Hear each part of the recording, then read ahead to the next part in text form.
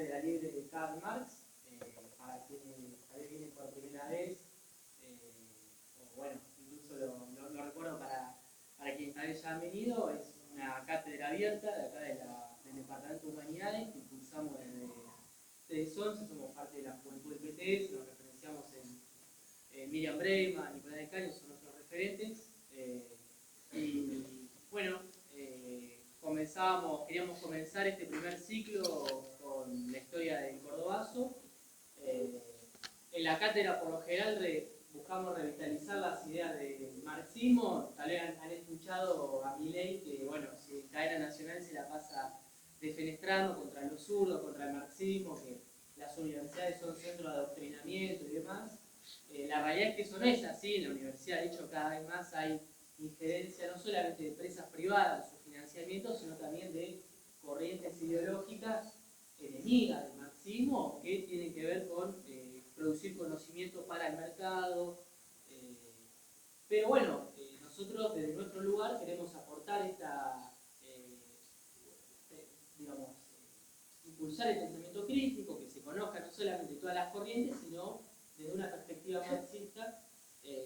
¿Y por qué el Cordobazo? Bueno, estamos terminando mayo, se conmemoran ya 55 años, ¿no?, de esa gesta histórica de obreros y estudiantes, 1969, que ahora nos van a relatar bien, y venimos nosotros, los estudiantes, de una gran movilización que fue el 23 de abril, ¿no? Salimos en defensa de la universidad pública, con nuestras familias, con un montón de personas, fuimos 1 millón de personas en la calle ese día, y consideramos que la universidad no solamente no se defiende sola, sino que hay un montón de otros problemas en la sociedad que afectan a los trabajadores, y por eso queremos retomar la alianza histórica de estudiantes con los trabajadores. Recién charlamos, bueno, hay distintas experiencias históricas, pero bueno, conocerlas a fondo y demás para nosotros es fundamental. Sin más preámbulo, les los presento al panel. Está Pablo Becher, que es docente de nuestra universidad, escribió 2 libros muy interesantísimos, uno sobre el movimiento de desocupados acá en Bahía Blanca y el otro más reciente sobre la historia del subteba recuperado, y Gastón Canali, que es profesor de historia, también docente de nuestra universidad. Como dinámica, no queremos en la educación bancaria para nada, así que nos parecía que estaba bueno, ya que tenemos grandes presencias de trabajadores de aceitero y también un trabajador de comercio. Saludos que estén acá. Bueno, yo soy Mario Belmán, sindicato aceitero, secretario adjunto, trabajo en la empresa Viterra, hace 24 años, desde el 2000. Hoy estamos en contra del avance del gobierno que estamos teniendo hoy, que mucha gente votó equivocado o no. Así que nosotros venimos llevando una lucha como aceiteros, de que cuando se trató la ley en Congreso paramos 24 horas, ahora cuando hoy está en comisiones, cuando pase al Senado vamos a volver a parar los aceiteros y vamos a movilizar, no sé si en Bahía o en Buenos Aires, estamos definiendo eso nosotros, si nos vamos para allá o movilizamos acá. Y bueno, en contra de todo lo que está llevando adelante, en contra de los trabajadores, ¿no? Mucha gente piensa que es clase media y en realidad somos clase trabajadora, no clase media. Así que bueno, eso venimos llevando adelante y contarle un poco la historia del 2015, cómo se logró que tuvimos 25 días de huelga, en el 2020 22 días más, y hace poquito tuvimos una lucha con la empresa, porque Viterra se está quedando con todo el mercado del girasol y parte de todos los granos. Nosotros cada 8 meses nos hacen estudios para ver cómo estamos y tener un control, y encontraron en la parte de Cargill, por ahí mucha gente, muchos chicos de acá han escuchado de Cargill porque los chicos vinieron anteriormente a hablar con ustedes, los mandaron a hacer estudios y encontraron 3 compañeros con unos problemas de espalda, y la empresa decidió echarlos, no contemplar que se lastimaron en el trabajo. Y bueno, estuvimos luchándola, por ahí no lo hicimos muy visible porque estábamos peleando internamente, y logramos la semana pasada, en una charla con el director de Viterra, acá en Bahía, reincorporar a los 3 trabajadores. Así que bueno, hoy se fueron a hacer los estudios para poder ingresar. Así que bueno, después contar un poco más o menos de cómo venimos trabajando y bueno, decirle que estamos en contra de todo y lo manifestamos el 9 de mayo. Y como siempre decimos abiertamente, estamos de libre de la CGT, pero somos un sindicato independiente, los aceiteros, y pedimos que tenemos que salir toda la calle, no hacer un paro y quedarnos en la casa. Como cantamos nosotros, hay que estar en la calle, ¿no? Defendiendo los trapos. Así que bueno. Bueno, muchísimas gracias por la invitación. Realmente celebro estos espacios y estos encuentros. Me parece que pensar el cordobazo desde el presente, como indican las experiencias de los compañeros, es también pensar cómo el pasado nos da determinadas lecciones para enfrentarnos en este presente de lucha. Y me parece muy interesante por ahí, en mi caso, simplemente señalar algunas cuestiones históricas relacionadas con el cordobazo que nos permitirían pensar un poco esto que los compañeros mencionan en relación a cómo se tejen las distintas fuerzas sociales en lucha, cuáles son las estrategias sindicales que en muchos casos se disputan entre los trabajadores y cuál es el sentido justamente de salir a reclamar. El cordobazo, como todos sabemos, fue un hito en la historia argentina y en la historia latinoamericana. En 1969 se concluyó un momento dictatorial con Juan Carlos Onganía, que ya en 1966 planteaba una modernización y que había derogado una serie de derechos laborales de manera extrema. Entre ellos, por ejemplo, uno era el sábado inglés, donde los trabajadores justamente trabajaban 44 horas semanales y cobraban mucho menos de lo que justamente trabajaban. También convenios colectivos que se habían expresado absolutamente desaparecido, también todo lo que había sido el congelamiento salarial y obviamente la quita en términos zonales a determinados pueblos del interior que de alguna forma expresaban una enorme resistencia. A eso se sumaba en ese momento también la falta de autonomía universitaria, universitarios que peleaban por una mayor participación y todo un conjunto de procesos que llevaron justamente a empezar a generar un momento de lucha, un incremento de los conflictos laborales y justamente eso es lo que hizo que estallara en Córdoba el 29 de mayo. Cuando uno habla del cordobazo hay distintas denominaciones. Algunos dicen insurrección popular, otros dicen revuelta obrera y urbana, otros hablan de un estallido. Claramente el cordobazo podríamos decir que nos indica todas esas cosas juntas, porque de alguna forma tuvo momentos diversos y tuvo distintas etapas en esos 3-4 días que duró, que fueron fundamentales para la Argentina. Podríamos decir que la CGT había sido una de las que había convocado en ese momento al paro. Estábamos hablando de una CGT dividida. La CGT en ese momento estaba dividida en la CGT Azopardo, liderada en este caso por Bandor, alguien que de alguna forma reclamaba la idea de la negociación salarial, la idea de la posibilidad de un encuentro con las cúpulas fundamentalmente militares, y la otra CGT, la CGT de los argentinos, liderada por Raimundo Ongaro, que tenía una mirada mucho más democrática, clasista, que no reivindicaba esa burocracia que negociaba con estos sectores patronales y que planteaba justamente más un tinte nacional y popular, que buscara a través del antiimperialismo justamente presentarse como un sindicato sensible a las bases. Y esta idea de las bases era fundamental para la CGT de los argentinos. Obviamente el bandorismo llamó justamente a una especie de acto, huelga muy lavada, y los que realmente habían sostenido e intentaban establecer una huelga general fueron justamente la CGT de los argentinos. La huelga en realidad se había estipulado para el 30 de mayo, pero se realiza un día antes. Entre los que también estaban fuertemente impulsando eso eran los sectores más combativos de CITRAC, CITRAIN, pero también del sindicato de Luz y Fuerza.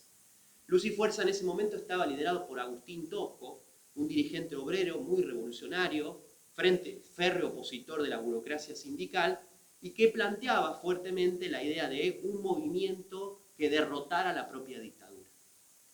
Bueno, obviamente la CGT oficialista llamó un paro sin movilización, esa movilización se hizo. La mañana del 29 amaneció con miles de trabajadores de las fábricas que de alguna forma empezaron a marchar hacia el centro, al centro de Córdoba. Córdoba, piensen que era el epicentro de la industria nacional. Ahí se concentraba gran parte del poder más industrial representativo de la Argentina. Se unieron las columnas ESMATA, la UOM, la UTA, la Luz y Fuerza. Todas esas de alguna forma se aglomeraron y participaron los estudiantes que ya venían con una serie de movilizaciones y reclamos, tanto a nivel internacional como nacional, de una mayor radicalidad en la participación. Bueno, podríamos decir que eso llevó justamente a la realización de barricadas, la policía comenzó a reprimir, no alcanzaban las fuerzas policiales y apareció el ejército, y en ese momento se asesina a un obrero mecánico, Máximo Meno. Eso precipitó que los manifestantes salieran a la calle con mucho enardecimiento, comenzara una lucha de calles, es decir, una lucha cuerpo a cuerpo con los obreros.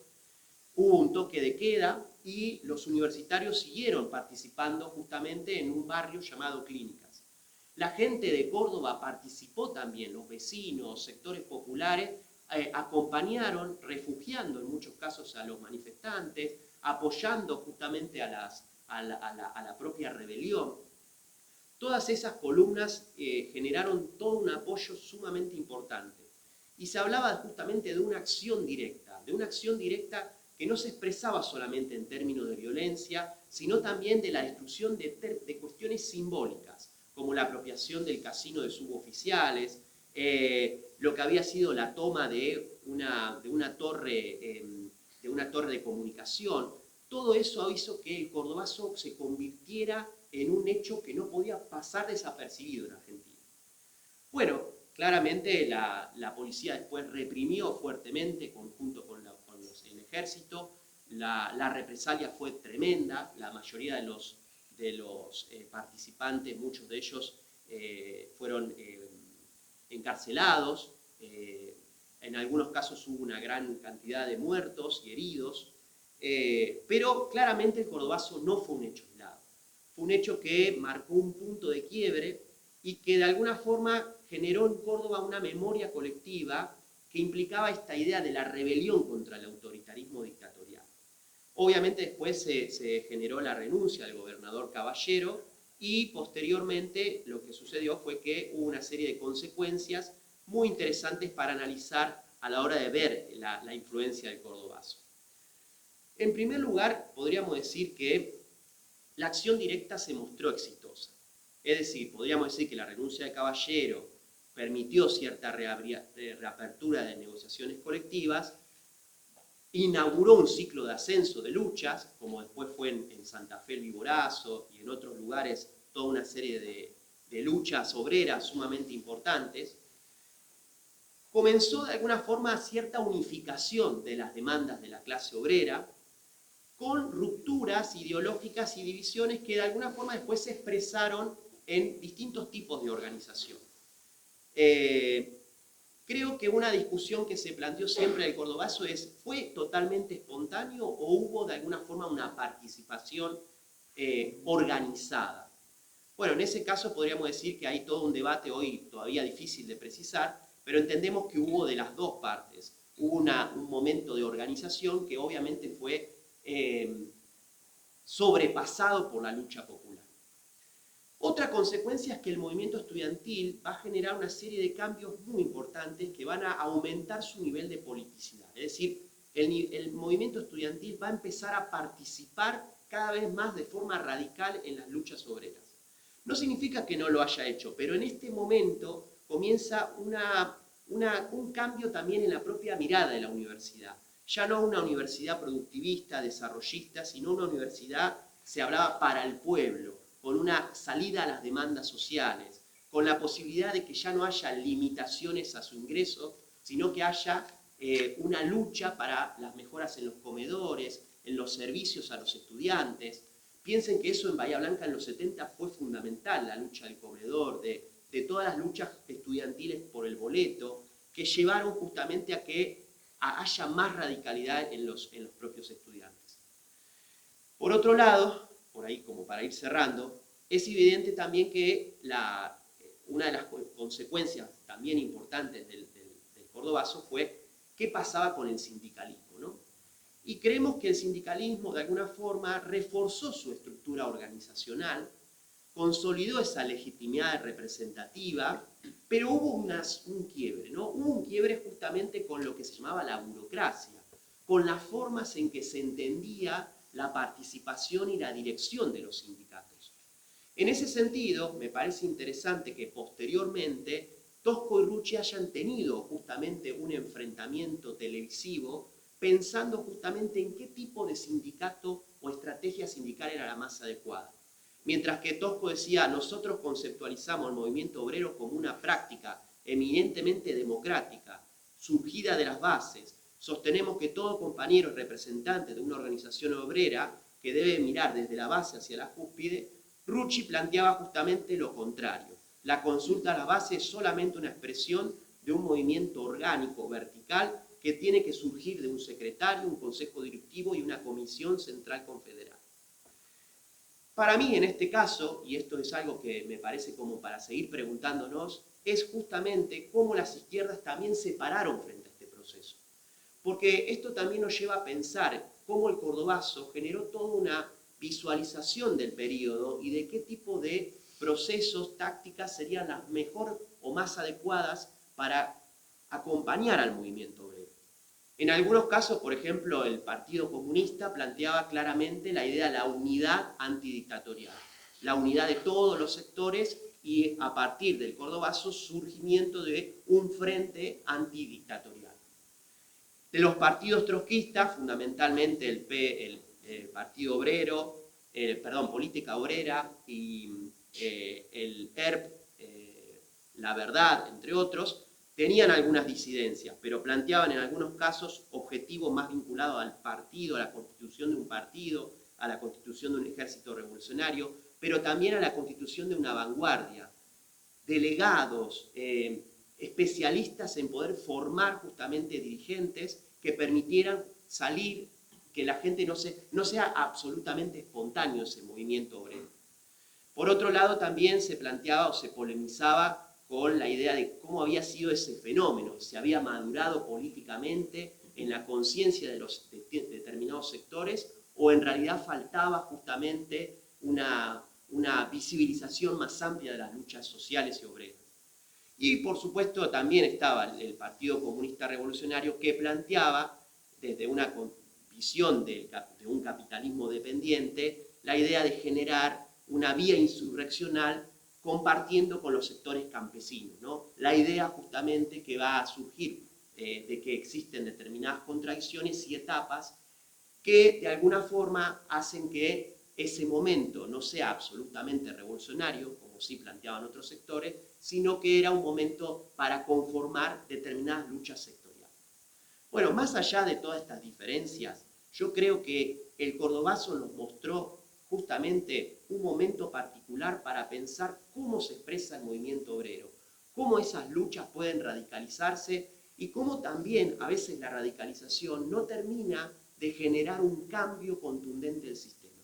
Y ese cambio contundente muchas veces implica un reforzamiento de determinadas lógicas que tienen que ver también con el trabajo social que justamente se puede hacer junto con los movimientos obreros hacia el pueblo. Bueno, nada más.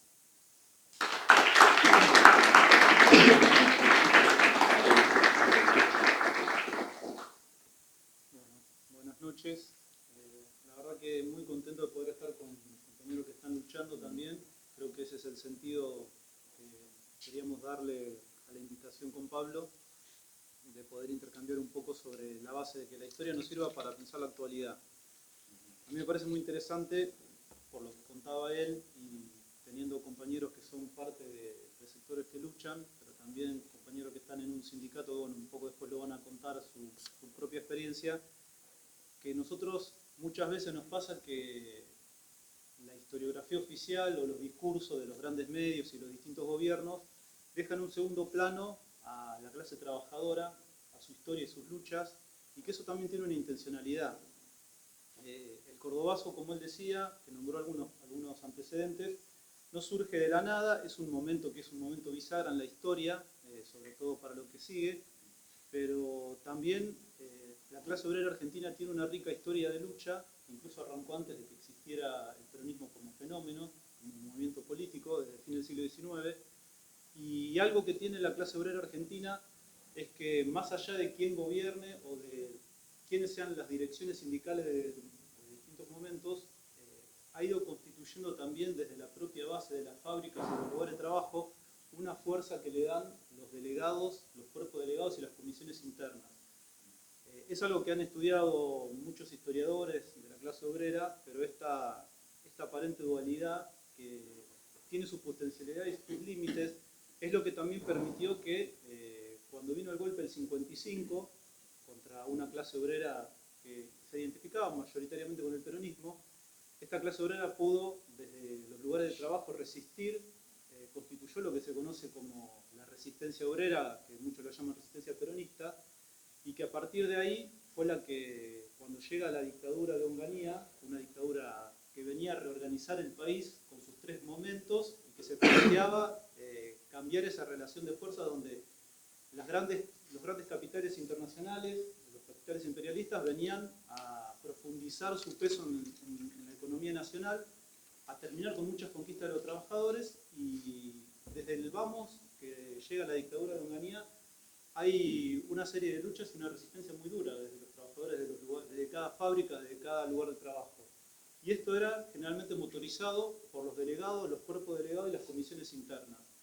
Eso le daba un poder a esa clase trabajadora que muchas veces incluso contra las conducciones sindicales que no los acompañaban, sobre todo por lo que decía él, que la CGT en su primer momento acompañó al gobierno de Onganía, lo que se llamaban los colaboracionistas.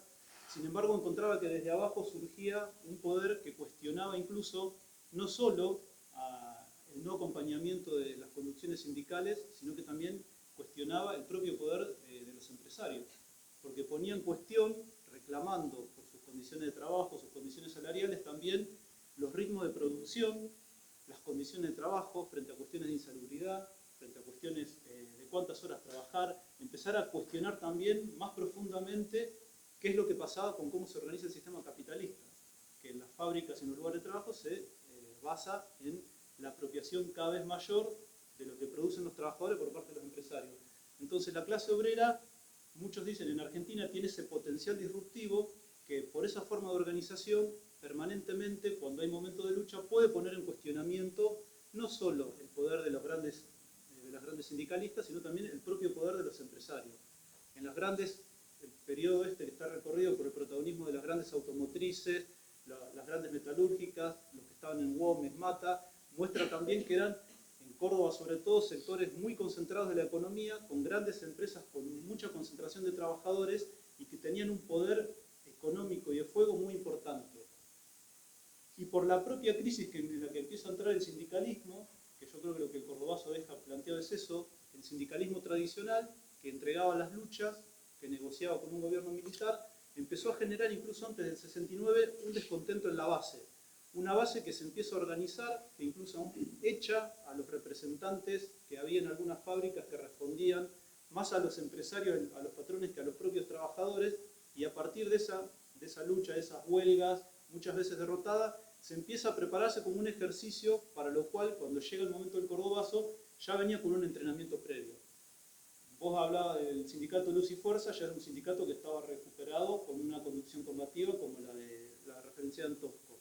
El clasismo surge justamente porque en una asamblea en la fábrica de Fiat, en la Citral, viene el representante de la comisión interna a plantearles que acepten un resultado de la negociación salarial profundamente favorable. Y el cansancio y el hartazgo con esas traiciones permanentes de los representantes sindicales hizo que la asamblea lo echaran y eligieran una comisión provisoria. Entonces, muchas veces se dan esas experiencias de cómo se organizan desde abajo los trabajadores, y esa fuerza es lo que también hizo que entraran a la escena grandes sectores que también hicieron su experiencia y que se educaban en ese trabajo desde la base, planteando la democracia de los trabajadores, la democracia obrera, las asambleas, los mandatos de base contra el verticalismo que muchas veces intentaba bajar las decisiones que los trabajadores ponían en el cuerpo y se encontraban con resultados que eran muy desfavorables salido a pelear. Entonces, eso le daba permanentemente una fuerza que incluso hay experiencias en los 70 que cuando la dictadura intentaba cortar eso, metiendo preso a los representantes, los delegados, a los que organizaban la fábrica, surgía rápidamente, por la experiencia que tenían esos trabajadores, una nueva camada que tomaba la posta, que organizaba nuevamente las fábricas, que organizaba la solidaridad hacia afuera, que se unía con los sectores de la población en este intento de construir Alianza Obrera y Popular, y que también peleaba por sacar de la cárcel a sus compañeros que habían sido detenidos, por seguir la lucha. El Cordobazo es como el momento bisagra que abre un periodo donde también es importante porque surgen distintas alternativas de dirección por fuera del peronismo. El peronismo era la representación mayoritaria de la clase trabajadora y tanto lo que contaba Pablo del sindicalismo de Tosco, el clasismo o incluso después la experiencia en el ESMATA con una corriente que se llama neoclasista, eran todas alternativas que surgían por fuera del peronismo. Otro tipo de representación, incluso sindical, se planteaban, y con distintas variantes tuvieron posiciones distintas, pero era algo que también para el poder político, sea de la dictadura o cuando volvió el peronismo, implicaba que no había un control directo de los trabajadores, sino que los trabajadores empezaban a pensar otro tipo de alternativa. Entonces, el Cordobazo plantea también esta serie de cuestiones y deja planteado lo que decía Pablo, la unidad obrera estudiantil. Eso fue un componente muy fuerte porque los estudiantes habían luchado mucho los primeros años de la dictadura también, pero ahí confluyen en las calles y se muestra que la acción directa en las calles de los trabajadores, los estudiantes y con el apoyo de la población podía enfrentar una dictadura, podía incluso, como dijo él, frente a una escalada represiva, derrotar a la policía, frenaron al ejército durante varios días y eso dejó planteado un ejemplo de cómo había que pelear para los años que seguían. Por eso se abrió una etapa donde con distintas características hubo permanentemente procesos, se hizo muy común la toma de fábricas o la ocupación de los lugares de trabajo para reivindicaciones salariales, para enfrentar un despido, era la huelga acompañada de la ocupación de fábricas, las huelgas salvajes que se decían, y era algo que permanentemente al poder político y al poder económico lo volvía loco porque piensen que Fiat era una de las principales automotrices a nivel internacional, y se encontraba con que una joven clase obrera en un país como Argentina, en una provincia como Córdoba, permanentemente desafiaba su poder y su autoridad. Entonces eso iba más allá incluso potencialmente de los problemas inmediatos por los que salían a luchar, sino que empezaba a cuestionar, bueno, ¿quién es verdaderamente el dueño de la situación? ¿Quién verdaderamente, en manos de quién está la producción de las riquezas en un lugar de trabajo? Entonces eso le daba un componente visto desde el poder muy peligroso y por eso la respuesta permanentemente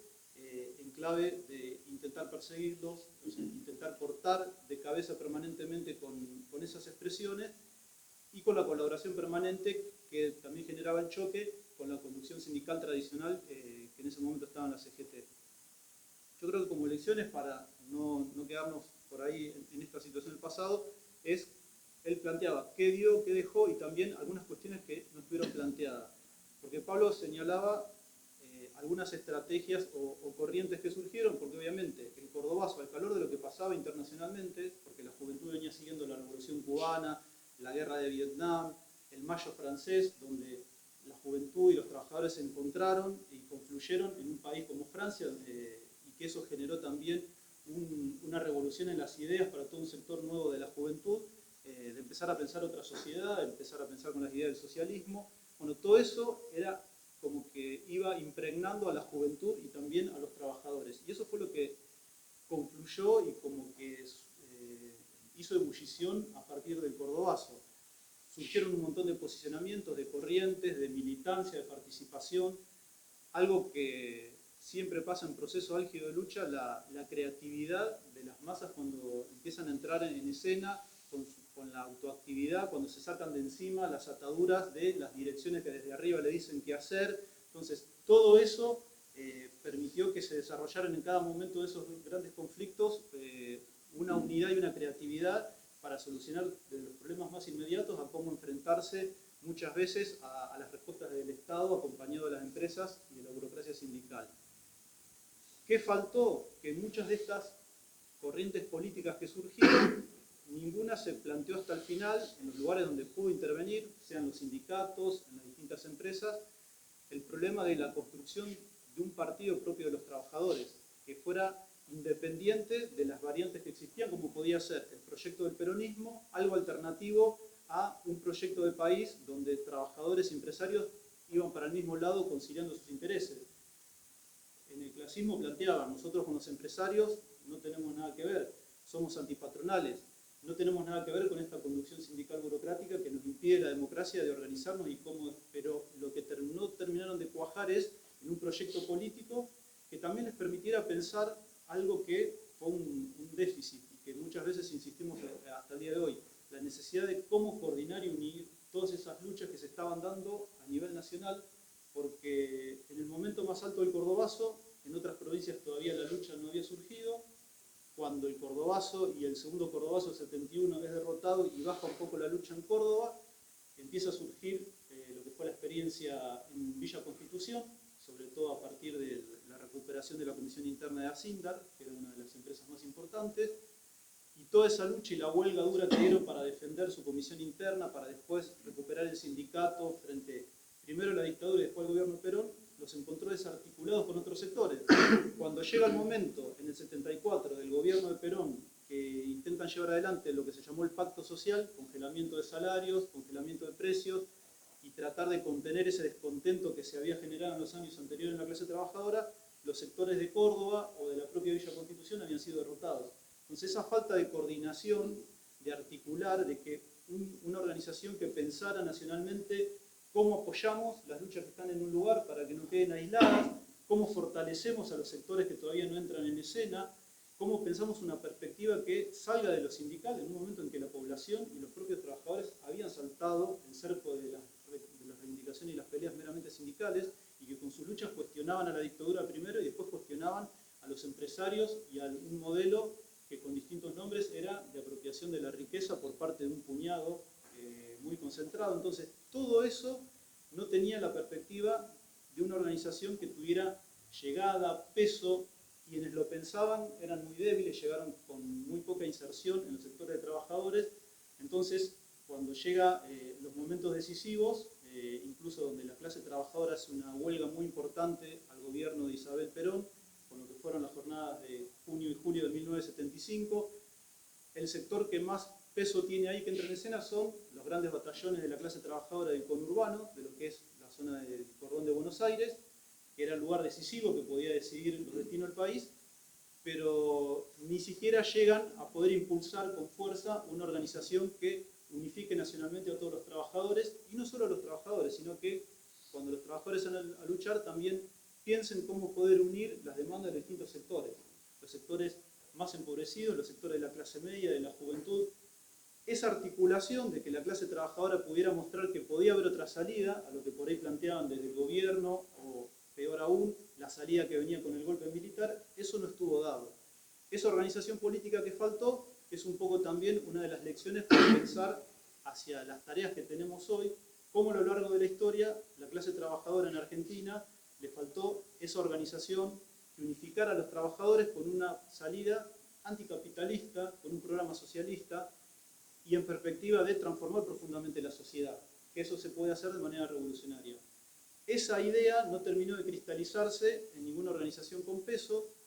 Hoy en día, si uno ve la situación, un poco que por ahí los compañeros van a también seguir contando, los ataques que hay, el intento de reorganizar el país sobre nuevas bases, obviamente de manera perjudicial para las mayorías, implica que la pelea por coordinar a todos los sectores que salen a luchar, por mostrar una alternativa desde esos sectores que no queremos agachar la cabeza y que obviamente vemos que hay una conducción mayoritaria del sindicalismo hoy que no se juega a fondo a poner lo que hay que poner para poder derrotar este ajuste, cuando las movilizaciones que hubo mostraron que fuerzas hay, porque hubo 2 paros muy fuertes, porque hubo una movilización en defensa de la educación y la universidad que mostró que gente dispuesta a enfrentar este ajuste hay, pero que eso necesita de una articulación, una coordinación, una fuerza a nivel nacional para poder parar el ajuste del gobierno, sobre todo del gobierno y de quienes no se juegan a enfrentarlo hasta el final.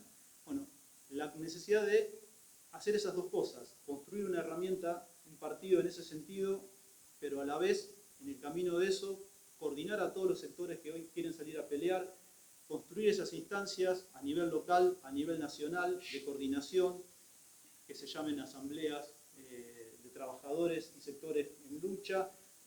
El 25 ahora hubo un ejemplo en Plaza de Mayo de todos los sectores opositores y combativos que están enfrentando el ajuste, de docentes, trabajadores del subte, de la juventud en las universidades, que se confluyeron en la Plaza de Mayo. En esa perspectiva, nosotros consideramos que hay que tratar de avanzar en construir por ese camino y sobre todo también para que la fuerza que empieza a poner la población en la calle, entendiendo de que frente a la crisis los trabajadores empiezan a salir, la juventud empieza a salir, y eso es una fuerza muy potente que no va a agachar la cabeza frente a lo que se viene, pero que eso también tiene que construir una alternativa para que no nos lleven a que dentro de 2 años o 4 años terminamos votando una salida de un sector que quizás ya gobernó, que hoy está especulando más con volver a ser gobierno y no con poner toda la fuerza para derrotar esta situación, porque no se puede esperar, porque de acá a 2 o 4 años la situación, si no se enfrenta y no se pelea, va a ser mucho más desfavorable. Entonces, frente a eso, la necesidad de ir construyendo una salida propia en la práctica, en lo concreto, en lo inmediato, y a la vez la necesidad de que todo eso también permita poder ir construyendo una herramienta política que incluso lo que se puede hacer desde la izquierda, lo que desde el Frente de Izquierda y el PTS se intenta aportar en esa pelea, es justamente en perspectiva de una herramienta que pueda terminar de confluir con la experiencia que hacen todos esos sectores que salen a luchar. En la experiencia, en la organización, en la coordinación inmediata, es donde las discusiones sobre qué proyecto y qué programa también tienen un sentido, es donde se puede llegar a hacer una experiencia en común y a partir de ahí poder avanzar primero en enfrentar este ajuste y a partir de ahí poder pensar una perspectiva más allá. Sin democracia de base, sin espacios de coordinación y autoorganización, eso es mucho más difícil porque ahí es donde verdaderamente podemos ver la fuerza que tenemos trabajadores, la juventud y los sectores populares para poder construir una salida. Creo que las lecciones, un poco de lo que planteaba Pablo de los 70, qué faltó, qué aportó, es eso. Hay que recuperar esa historia para mostrar la fuerza que tiene la clase trabajadora cuando se organiza desde abajo, cuando se une a la juventud, cuando se une a los sectores populares, cuando tiene la posibilidad de organizarse de manera democrática en estas organizaciones y porque además es una forma de ir limando el poder que tiene el Estado y los grandes empresarios con los sectores en los que se apoya, que son el sindicalismo tradicional, para contener toda esa fuerza que hay por abajo, y porque en desgastar y en construir una fuerza alternativa democrática es la posibilidad de poder pensar incluso más allá, enfrentar el ajuste y pensar en perspectiva cómo construir otra cosa, otra perspectiva, otra sociedad, que es lo que realmente nos tiene que mover a nosotros para poder no repetir los ciclos de luchas siempre defensivas frente al ajuste, sino poder pasar a otra instancia donde nosotros digamos, con la fuerza social que tenemos, de qué manera puede ser la sociedad en favor de las mayorías populares, donde el proyecto de país, el proyecto de sociedad, de educación, de producción a partir de los lugares de trabajo, construya justamente una sociedad para la mayoría explotada.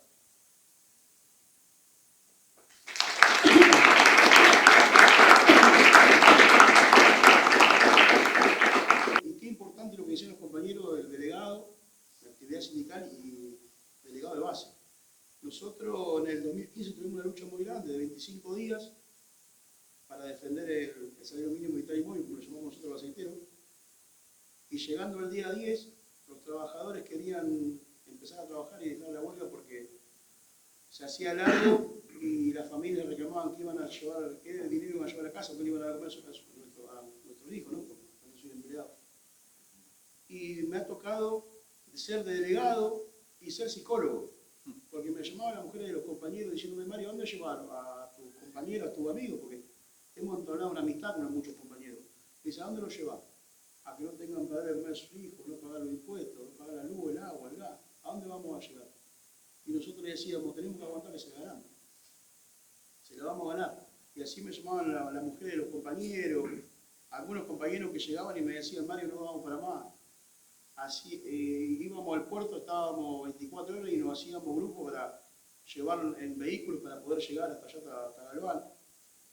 Y así fuimos agarrando experiencia y fortaleza. Y yo decía, siempre digo, la lucha que se pierde es la que se abandona. Tenemos que dar hasta lo último. Me ha tocado ir a hablar a algunas casas con algunas mujeres de los compañeros y explicar la situación y algunas me han echado y me han insultado. Yo decía, bueno, ya se van a dar cuenta. La ganamos, llegamos al día 25, tuvimos que cortar el puerto. Vino la prefectura y la policía y nos intervinieron los teléfonos, todo lo que hablábamos, y nos vinieron a amenazar, nos iban a llevar presos, bueno, un montón de cosas. Venían todos los días los escribanos, que iban a hacer causas penales. Nosotros seguimos adelante, y la ganamos. Y esa fue la lucha más dura que pasamos de los 25 días. Nos marcó a los aceiteros, porque habíamos paralizado el país completo. En Rosario la gendarmería les pegaba a los compañeros, porque en Rosario por ahí es diferente. Iba a la gendarmería y les pegaba, y se turnaban para que le peguen, porque si no ni idea, se turnaban para que le peguen. Ganamos esa lucha, esa fue la que nos marcó para siempre, en el 2015, los 25 días. En el 2018 viene Cargill a avanzar contra los trabajadores, hecho un trabajador en Bahía y 50 en Rosario, y viene el CEO de Cargill, dice, hoy el poder lo tenemos nosotros. Nosotros le clavamos 64 días de huelga en la rotonda de Ingeniero White. Compañeros nuestros que hoy no pudieron venir, porque estamos ahí trabajando en turno, vinieron acá a las clases a pedir un fondo de huelga para que los ayuden, porque no teníamos por ahí apoyo, estábamos 24 horas, los compañeros habían dejado de cobrar el salario y no tenían nada, entonces hacíamos olla popular ahí con los compañeros, quedábamos día y noche. Yo siempre decía, salimos a pedir plato o alimentos por Ingeniero White, teníamos una dirigencia que no apoyaba la medida y a veces es difícil pelear contra una lucha cuando no tenés algunos recursos para moverte o para darle algo a los compañeros o ayudar a que lleven algo a la casa de los compañeros, ¿no? Porque tuvieron 2 meses sin cobrar y había que pagar algunas cosas, impuestos, algunos que alquilaban, no tenían, que le decían, si no pagan el nieto, no echar afuera. Así que pasamos, hicimos, me acuerdo, ese día, el 1 de mayo, como se dice, que nosotros lo festejamos con un asado el 1 de mayo los aceiteros. Todos los compañeros nos llevamos a un predio y les pagamos un asado y que coman y beban a discreción. Pero ese día decidimos hacer en el acampe un almuerzo y reivindicar, porque en realidad el Día del Trabajador es una lucha que se ganó hace muchos años y murieron muchos compañeros, por eso se dijo que fue el Día del Trabajador. Nosotros hoy lo festejamos, pero en su momento fue una lucha grande que se dio y llegó. Pasamos también esa, perdimos esa, el compañero de Bahía lo perdimos, fuimos a una audiencia a Buenos Aires y nos dijo Cargill que el compañero no tenía la culpa de esta medida, tenía 5 chicos en la calle, pero el poder era de ellos y tenían que derrotar a Rosario. A Rosario lo echaron 40 trabajadores, nosotros nos echaron 1. Nosotros nos dolió. Y muchos nos decían, ustedes paralizaron una actividad por un trabajador, para nosotros un trabajador es de una familia. Yo siempre digo que no se negocia, los trabajadores no se negocian. Un arreglo lo podemos negociar hasta la última consecuencia, una familia no se negocia. Seguimos adelante. En el 2020 nos agarra de vuelta peleando salario y la empresa dice que no nos van a dar nada, que estábamos pasados de sueldo, que eran los que más ganábamos en Argentina, y nosotros dijimos que no. Vamos a una huelga nuevamente y le clavamos 22 días. Ya fue diferente. No fue tanto el reproche de los compañeros o demás, porque ya veníamos de algo que veníamos peleando.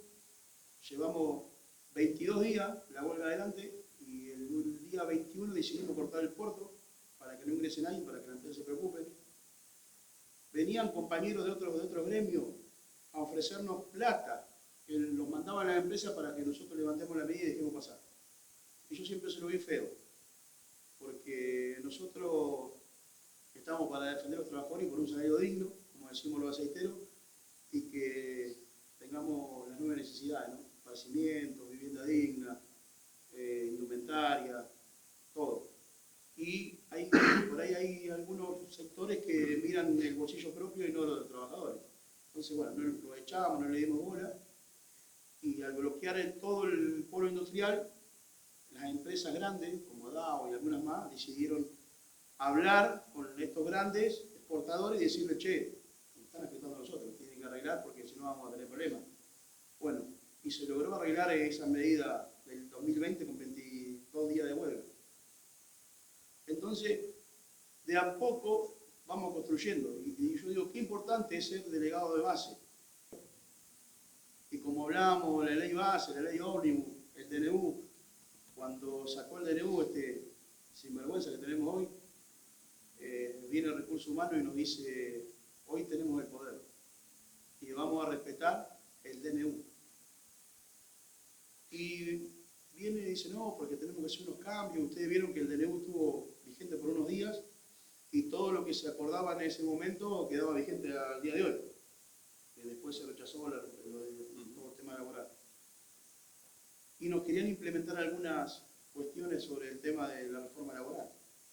Y nosotros le dijimos que no. Dice, pero no pueden hacer huelga, no pueden hacer asamblea, no pueden hacer esto. Bueno, pero te vamos a cerrar el portón. Dice, ¿y ustedes se animan a tanto? Sí, nos animamos. Vamos a poner un candado y te vamos a llevar preso. Y bueno, si hay huevos que me van a sacar. No me van a amenazar con eso. Y bueno, nos quiso implementar, logramos frenar, logramos hacer amenazas que le vamos a parar, siempre amenazamos que vamos a parar a la compañía.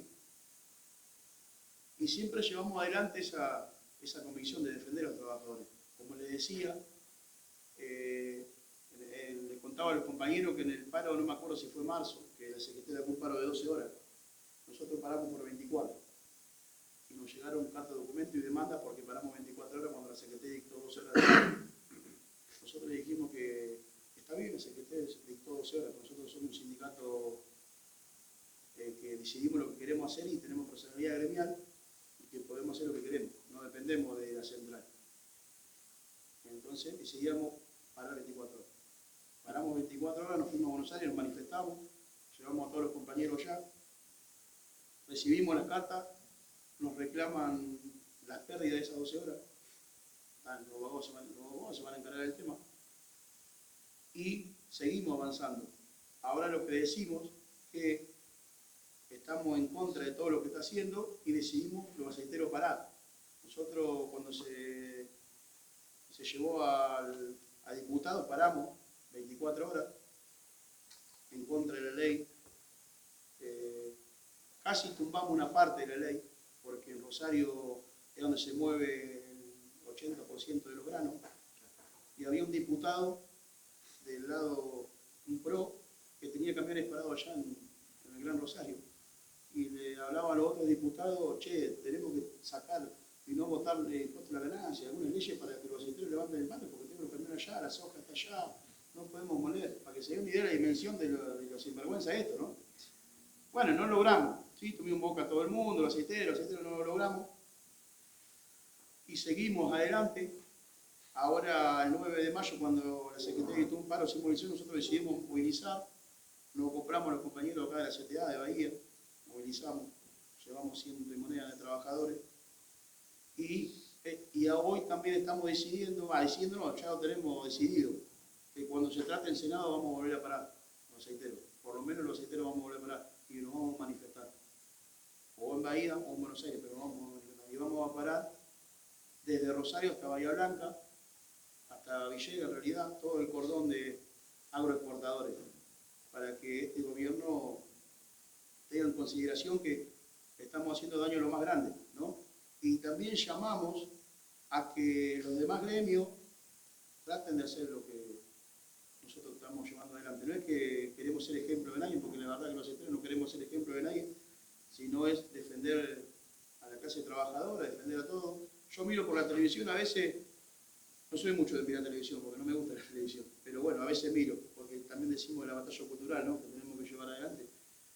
Pero veo que le pegan a los jubilados, le pegan a la gente, a los partidos sociales, le dan palo. Y nosotros tenemos nuestra madre que es jubilada y no le alcanza ni para los remedios.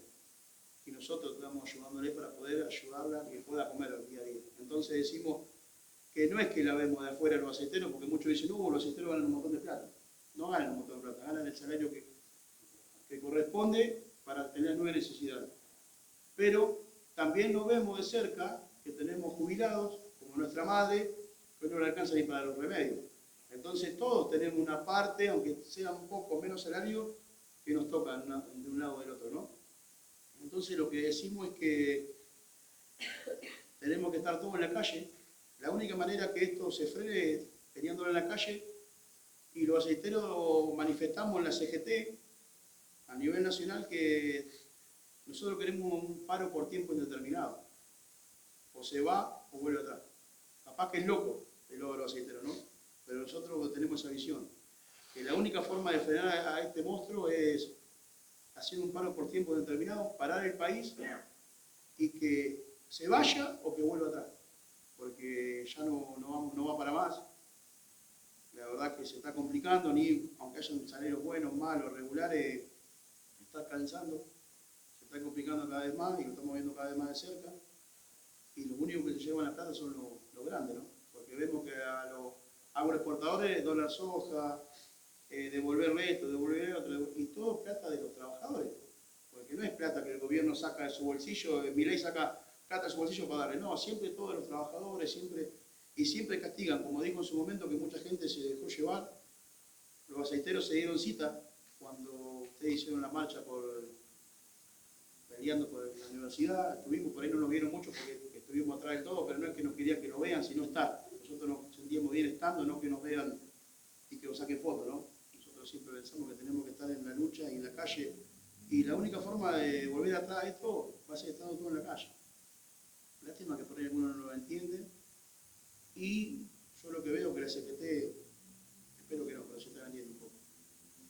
Porque nosotros le hicimos 25 días de paro a los peronistas, le hicimos paro a lo del PRO, hoy le hacemos paro a este. Nosotros no tenemos una bandera política que decimos, no, a esto no le hacemos, nosotros le hacemos paro al que sea necesario y al que vaya en contra de los trabajadores. Así que, y si este lleva a cabo, la ley va a ser, vamos a estar muy complicado en todos los sectores, ¿no? No solamente los que están bien o mal, sino que estamos todos iguales, como siempre digo, somos clase trabajadora. Mucha gente parece que se siente clase media y si no trabajar no tenés nada, ¿no? Así que contarle un poco eso y bueno, decirles que nosotros la semana que viene, si la ley base pasa, hoy está en comisiones, si pasa al Senado vamos a estar parando. No sé si vamos a movilizar acá porque querían que nos vayamos para Buenos Aires.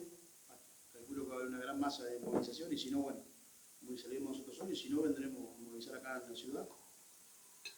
Y bueno, agradecerle por la invitación, por prestarnos atención a lo que les contamos y bueno, para lo que necesiten siempre vamos a estar